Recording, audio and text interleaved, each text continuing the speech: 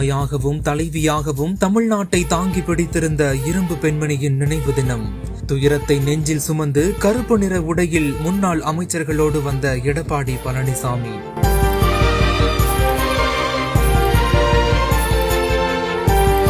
ஒன்பதாம் ஆண்டு நினைவு தினத்தில் மலர்கள் தூவி நினைவு கூர்ந்த காட்சிகள்.